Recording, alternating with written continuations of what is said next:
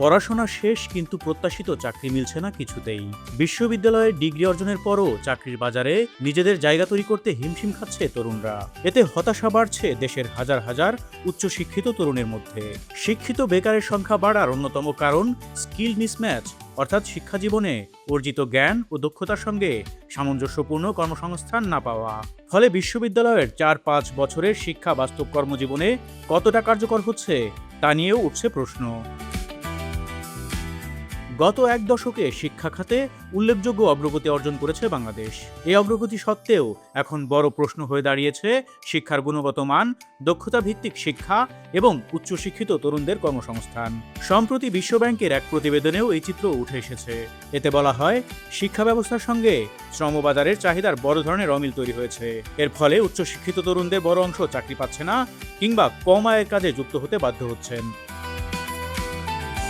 তথ্য অনুযায়ী ২০১০ সালে দেশে প্রাপ্তবয়স্কদের সাক্ষরতার হার ছিল ৫৩.৫%। ২০২২ সালে তা বেড়ে দাঁড়িয়েছে ৭০.৪%। শিক্ষায় নারী পুরুষ ব্যবধানও কমেছে বেশ।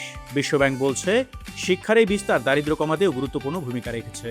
২০১০ থেকে ২০২২ সালের মধ্যে প্রায় ৩,৪০,০০,০০০ মানুষ বহুমাত্রিক দারিদ্র্য থেকে বেরিয়ে এসেছে। তবে শিক্ষার এই সাফল্যের মধ্যেও সবচেয়ে বড় উদ্বেগের জায়গা হয়ে দাঁড়িয়েছে শিক্ষার মান।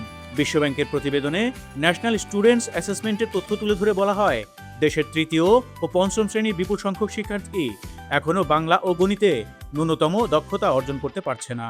অর্থাৎ স্কুলে উপস্থিতি বাড়লেও শেখার মান কাঙ্ক্ষিত পর্যায়ে পৌঁছায়নি। বিশেষজ্ঞরা বলছেন, এর পেছনে রয়েছে মুখস্থ নির্ভর শিক্ষা, দুর্বল শিক্ষক প্রশিক্ষণ, অতিরিক্ত পরীক্ষা কেন্দ্রিকতা এবং বাস্তব জীবন ভিত্তিক শেখার অভাব। এই দুর্বল শিক্ষা ব্যবস্থার সরাসরি প্রভাব পড়ছে শ্রমবাজারে। বিশ্বব্যাংকের প্রতিবেদনে বলা হয়, শিক্ষিত তরুণদের মধ্যে বেকারত্ব সবচেয়ে বেশি। বিশেষ করে উচ্চশিক্ষিত নারীদের মধ্যে বেকারত্বের হার ২৮% এবং পুরুষদের মধ্যে ২৫%। এটাকে স্কিল মিসম্যাচ হিসেবে তুলে ধরা হয়েছে। অর্থাৎ শিক্ষা ব্যবস্থায় যে দক্ষতা শেখানো হচ্ছে, শ্রমবাজারে তার চাহিদা নেই বা পর্যাপ্ত নয়।